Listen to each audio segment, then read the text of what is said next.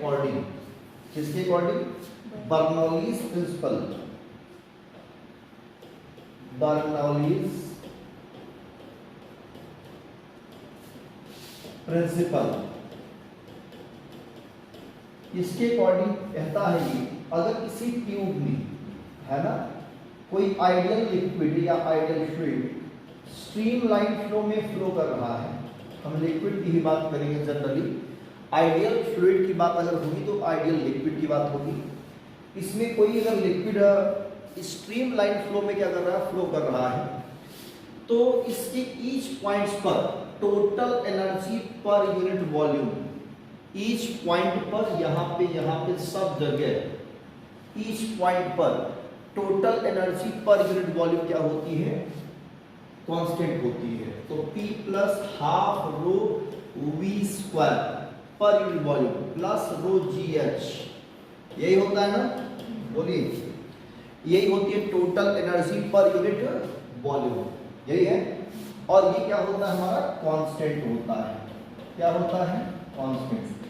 अगर हम दो पॉइंट की बात करें, बेसिकली यहाँ की और यहाँ की, अगर ये x पॉइंट है और ये क्या हमारा y एंड है, दो जगह की अगर हम एनर्जी चेक करें तो दोनों जगह की टोटल एनर्जी, दोनों पॉइंट्स की total energy per unit volume equal होगी।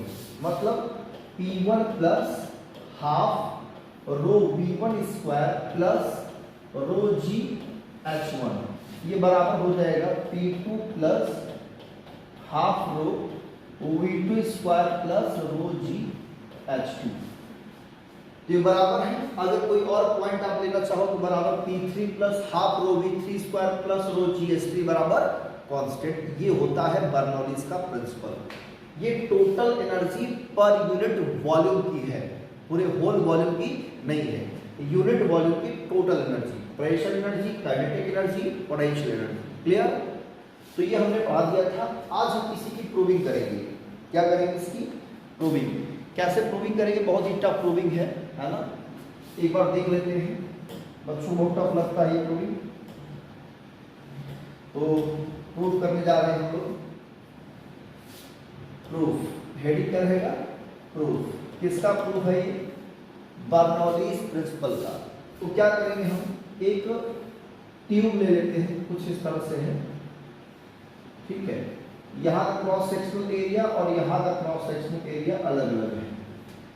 यहाँ का क्रॉस सेक्शनल एरिया A1 है और यहाँ का क्रॉस सेक्शनल एरिया A2। ये ग्राउंड लेवल है आपका। कौन सा लेवल है? Ground level. और इसमें कोई लिक्विड मान लो एंटर्स कर रहा है ना, एंटर्स कर रहा है यहाँ पे लिक्विड कोई, ठीक है। तो ये एंटर्स कर रहा है यहाँ पे, हमने मान लिया ये इंटर्स कर रहा है इस इधर, इसका डायरेक्शन है और इस पॉइंट डायरेक्शन इधर है। तो यहाँ पे इंटर्स कर रहा है V1 वेलोसिटी से और यहाँ बाहर निकल रहा है V2 स्पीड से या V2 वेलोसिटी के लिए। यहाँ प्रेशर P1 पड़ रहा है और यहाँ प्रेशर P2 पड़ रहा है, ठीक है। यहाँ की जो हाइट है, ये हाइट हमारी, ये वाली हाइट, ये हाइट कुछ और है और ये हाइट कुछ और है। इस हाइट को हमने कहा H1 और इस हाइट को कहा दिया H2। ये XY ट्यूब है। कैसा ट्यूब है? XY ट्यूब इसका नाम है।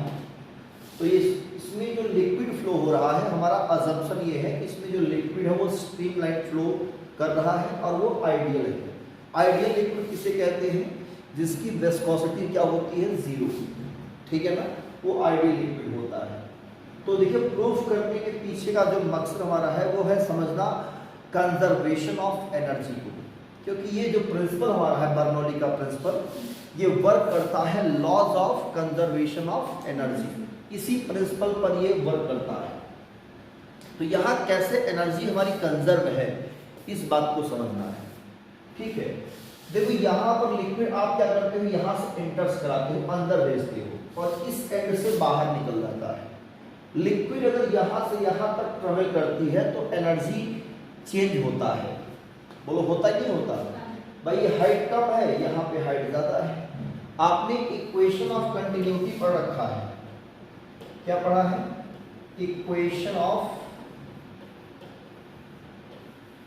कंटिन्यूटी।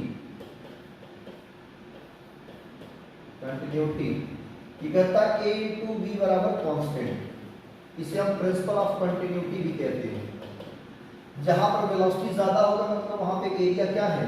कम है। और एरिया ज्यादा है तो वेलोसिटी कम है ना? वेलोसिटी ज्यादा तो एरिया कम, एरिया कम तो वेलोसिटी ज्यादा। यहाँ पे एरिया ज्यादा है as compare to Y and P, तो आप कहोगे कि यहाँ पे वेलोसिटी ज्यादा है इसके कंपेयर में ना? गलत बात।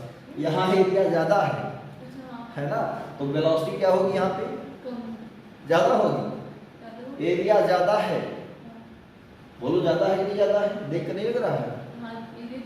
एरिया ज्यादा तो वेलोसिटी कम, और यहाँ एरिया कम तो वेलोसिटी ज्यादा। अपने आप हो जाएगा ये। जब वेलोसिटी कम है और हमें क्या करना है, इसकी हाइट में भी डिफरेंस है, इसको पानी को चढ़ाना है, पानी यहाँ से यहाँ तक भेजना है इसको बाहर निकलने के लिए, तो क्या करेंगे आप? वर्क करेंगे, यहाँ पे नहीं करेंगे। तो सबसे ज्यादा वर्क आपको यहाँ करना पड़ेगा, काफी ज्यादा प्रेशर अप्लाई करना पड़ेगा।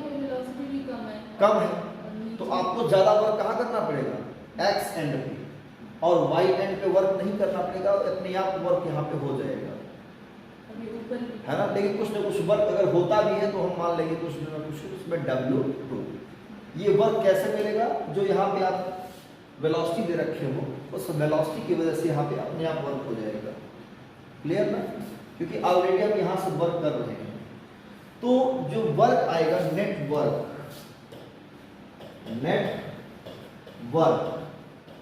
डन, वो कितना हमारा होगा? आप कहोगे W1 माइनस W। भाई यहाँ से आप वर्क करके इसको पानी को अंदर भेज रहे हैं, यहाँ से पानी निकल जा रहा है, तो यहाँ से यहाँ तक कितना वर्क होगा? x लेकर y तक वर्क कितना होगा? W1 minus W2। सिर्फ हमें x से लेकर कहाँ तक देखना है? y तक देखना है। अब ये नेट वर्क किसके बराबर होगा? तो यहाँ पर जो वर्क करेंगे उससे एनर्जी मिलेगी। क्या मिलेगी? एनर्जी। तो यहाँ पर वेलोसिटी के कारण काइनेटिक एनर्जी होगी, और इस हाइट के कारण पोटेंशियल एनर्जी होगी, और यहाँ पर भी क्या होगी? काइनेटिक एनर्जी और पोटेंशियल एनर्जी। यहाँ पर वेलोसिटी कम तो काइनेटिक एनर्जी कम होगा, यहाँ पे वेलोसिटी ज्यादा तो काइनेटिक एनर्जी यहाँ पे ज्यादा होगा। यहाँ हाइट कम तो पोटेंशियल एनर्जी कम, यहाँ हाइट ज्यादा तो पोटेंशियल एनर्जी ज्यादा। मतलब फाइनली हम ये कह सकते हैं इस साइड का टोटल एनर्जी, मैकेनिकल एनर्जी ज्यादा है as compare to X and P. Clear? यहाँ पर क्या है? मैकेनिकल एनर्जी ज्यादा है एज कंपेयर टू इस एंड पे। क्लियर? तो क्या करेंगे, इसमें टोटल एनर्जी अगर हम निकालेंगे यहाँ से लेकर यहाँ तक का, तो एनर्जी चेंज हो रही है। क्या हो रही है? तो final energy minus initial energy, तो दोनों एनर्जी क्या करेंगे? चेंज निकालेंगे। मतलब ये जो नेट वर्क है ये होगा टोटल चेंज इन एनर्जी के बराबर। तो हम लिख सकते हैं क्या? W1 minus W2 equal to total change in energy. Total change in energy, total change in energy के बराबर क्या होगा हमारा? Net work done. अब नेट वर्क डन कैसे निकालेंगे? भाई यहाँ प्रेशर पड़ रहा है कि नहीं? इसको आप बना लिख सकते हो W1 माइनस W2, ये टोटल चेंज मतलब change in kinetic energy delta के plus change in potential energy delta ई।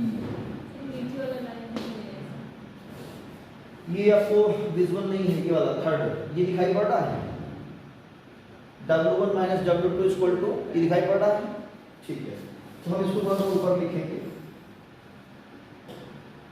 ना, इसको हम माइनस कर देते हैं साइड, मतलब ये कुछ भी हम।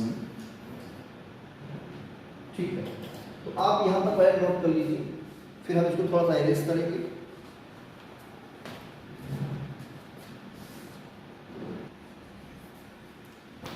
तो अब क्या करेंगे, यहाँ पे हम जो नेट वर्क डन है टोटल चेंज इन एनर्जी मतलब change in kinetic energy plus change in potential energy लिख देंगे और इसे हम लोग सॉल्व कर लेंगे। तो मैं इसको क्या कर रहा हूँ, चेंज कर रहा हूँ, अगर जरूरत पड़ेगी तो फिर से फिगर इसको ले लेंगे, है ना। तो नेट वर्क कितना था, W1 minus W2 is equal to change in kinetic energy plus change in potential energy, equation number first. Clear, ये विजुअल है। अब W1 माइनस W2 ये कितना होगा, तो हम वर्क निकालते हैं फोर्स इनटू डिस्प्लेसमेंट से, है कि नहीं, फोर्स इनटू डिस्प्लेसमेंट। यहाँ पर जो वेलोसिटी v1 और v2 है, v1 और v2 ये पर सेकंड का जो है डिस्टेंस है एक तरह से। अगर आप कहेंगे v1 मीटर पर सेकंड स्पीड है ना, तो 1 सेकंड में कितना डिस्टेंस ट्रेवल हो रहा है, v1 मीटर, है ना। तो हम पर सेकंड निकालते हैं, पर सेकंड में जो डिस्टेंस अगर हो रहा है वो v1 हो जाएगा, फोर्स कितना है F1, यहाँ v1 हो जाएगा। क्लियर, ये W1 लिख देंगे और force equal to pressure into area, तो प्रेशर P1 है तो P1, एरिया A1 है, A1 V1, ये हमारा क्या होगा W1 हो जाएगा। और इसी प्रकार से W2 लिखेंगे तो क्या होगा P2 A2 V2। ये जो हमने लिखा है वर्क, ये 1 सेकेंड का वर्क है, कितने सेकंड का, अगर आप डेल्टा टी टाइम के लिए निकालेंगे तो डेल्टा टी से मल्टीप्लाई कर देंगे। क्लियर, तो यहां पे हम रख सकते हैं, ठीक है, यहां लिख देंगे हम P1 A1 V1 minus P2 A2 V2, ये आपका हो जाएगा क्या, वर्क डन। और चेंज इन काइनेटिक एनर्जी जो होगा वो final kinetic energy minus initial, तो फाइनल क्या लिखते हैं, half m v2 square minus half m v1 square. Mass क्या रहेगा, सेम रहेगा, कांस्टेंट रहेगा, क्योंकि ट्यूब में वो पानी इकट्ठा नहीं होता, लिक्विड हमारा इकट्ठा नहीं होता, तो मास तो सेम रहेगा, कंजर्वेशन ऑफ मास। ये हमारा चेंज इन काइनेटिक। और चेंज इन पोटेंशियल कितना होगा, mgh, है ना, क्या होगा यहाँ पे mgh2 माइनस mgh1, यही होगा ना, final potential energy minus initial potential energy. अब ध्यान दो, इक्वेशन ऑफ कंटिन्यूटी तो हमने पढ़ रखा है ना, इक्वेशन ऑफ कंटिन्यूटी क्या कहता है, ये a1 v1 equal to a2 v2, है कि नहीं, ये कांस्टेंट होता है। और एरिया इनटू डिस्टेंस क्या होता है, वेलोसिटी, सॉरी वॉल्यूम होता है। भाई एरिया है, उसमें डिस्टेंस का मल्टीप्लाई कर देंगे, वॉल्यूम निकल जाएगा। तो ये आपका वॉल्यूम है, वॉल्यूम पर सेकेंड, क्या है ये, वॉल्यूम पर सेकेंड, 1 सेकेंड का वॉल्यूम है। और इस वॉल्यूम को हम क्या मान लेंगे, v, क्या मान लेंगे, v मतलब वॉल्यूम, बोलो सही है, v क्या है, वॉल्यूम है, वॉल्यूम, ठीक है ना, पर सेकेंड, ये क्या है, ये वॉल्यूम पर सेकेंड। क्लियर, तो यहां पे हम रखेंगे v, तो P1 v minus P2 v, इन दोनों में हम क्या कर सकते हैं, हाफ कॉमन ले सकते हैं, क्या रहने दो, half m v2 square minus half m v1 square plus mgh2 minus mgh1, ठीक है, mgh1। क्या करेंगे अब यहाँ पे v कॉमन ले लेंगे, ठीक है, तो पहले यहाँ पर नोट कर लीजिए, फिर आगे लिखते हैं।